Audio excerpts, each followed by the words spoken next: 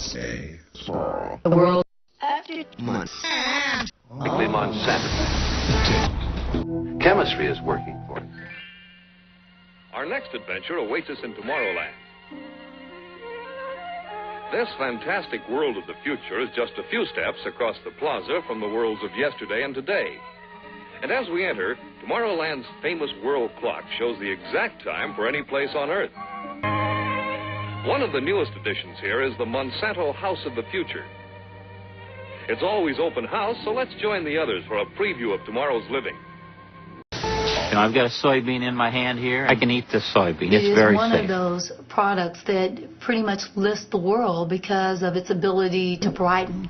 He was so excited. You know, his mom was going to be working for Dupont. The Dupont DeLille plant is one of the world's largest producers of titanium dioxide, which is basically a whitening agent. Their product is used to make the white M's on M&M's, and it's used for the make the white stuff in the middle of Oreos. It's also used widely in paints. It's used in toothpaste. I saw it in the lemonade that I bought the other day. And it's purely a cosmetic product that has no food value. Its only value is that it makes things look white. 2,4,5-T was the main ingredient in Agent Orange, the defoliant used by the U.S. Army during the Vietnam War. During the war, 40 million liters of Agent Orange, containing 400 kilograms of pure dioxin, were sprayed on trees in southern Vietnam. 3 million people were contaminated, including thousands of American soldiers. Even some 40 years after the end of the war, dioxin continues to claim more victims. We know today that this poison provokes cancer and serious genetic malfunctions. The kind of pollution that's coming from Dupont DeLille is in all different spectrums. Dioxin is one of the biggest byproducts of producing titanium dioxide at Dupont DeLille plant. It is one of those products that pretty much lifts the world because of its ability to brighten. They have a permit to release something like 2 million gallons of processed wastewater per day into the Bay of St. Louis. If I type in Monsanto falsified scientific studies, I get 174,000 hits. Among them, a report from the EPA of the United States. Monsanto accused of falsifying studies concerning the carcinogenicity of dioxin.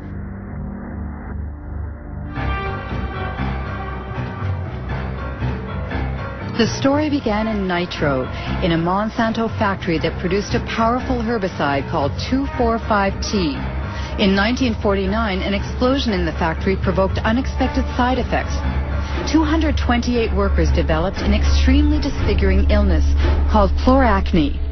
It's caused by dioxin, which is a highly toxic byproduct of 2,4,5-T. My muscles have gotten gradually weaker. I've just learned to readjust and readapt. Other people from the plant started having a lot of health problems, and we started comparing our stories. My family lives 4 miles from the plant. My father's had breast cancer. My mother had McCardle syndrome. She's passed away. My closest younger sister died of cancer. Myself, I've suffered through kidney failure and dialysis and a transplant. So, you know, I've got a soybean in my hand here, and I can eat this soybean.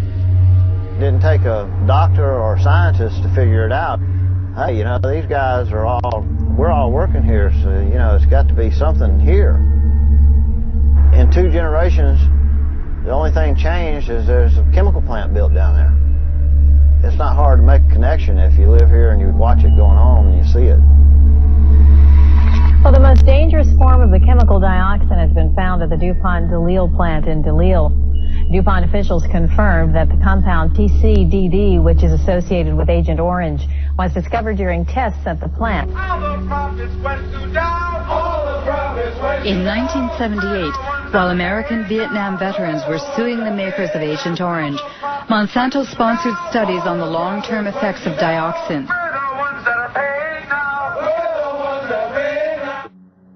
The company paid scientists to compare the health of workers who had been exposed during the nitro plant's accident 30 years prior to the health of non-exposed workers. It's not in the company's interest to try to design a study in some way that would mask data results. first, and then they manipulated how they were going to look at that data to come up with the conclusion they want. It's absolutely, you never do a study that way. Never. And what the And they case did is it about absolutely is whether wrong, DuPont and they caused achieved Mr. what they Strong's wanted. illness. The case is not about whether you believe DuPont is a good company or a bad company. We're going to run through this quickly because I know by now you know this, that there are other sources of dioxin. And it came out later that there were people that had cancer that in one of these two studies were listed as being exposed to dioxin. You heard Mr. Strong yesterday say that his family barbecued once a week for many, many, many years. And barbecuing in the backyard is one of the things that produces dioxin. And the same 5 people in another study were listed as not being exposed. We know that Mr. Strong was a smoker and that his wife is a smoker, and that between the two of them, they've smoked literally about 500,000 cigarettes over the past 30 years. It is one of those products that pretty much lists the world because of its ability to brighten. It wasn't very long after startup that, you know, people were coming down with these off-the-wall, unheard-of cancers and dying, you know. I saw healthy men out there, big healthy men, that all of a sudden they've got this rare form of cancer of the brain or a rare form of cancer of the blood. It's next thing not you know, in the they're company's dead. interest to try to design a study in some way that would mask results. Junior brightens up here and there with the electric toothbrush. And it's very safe.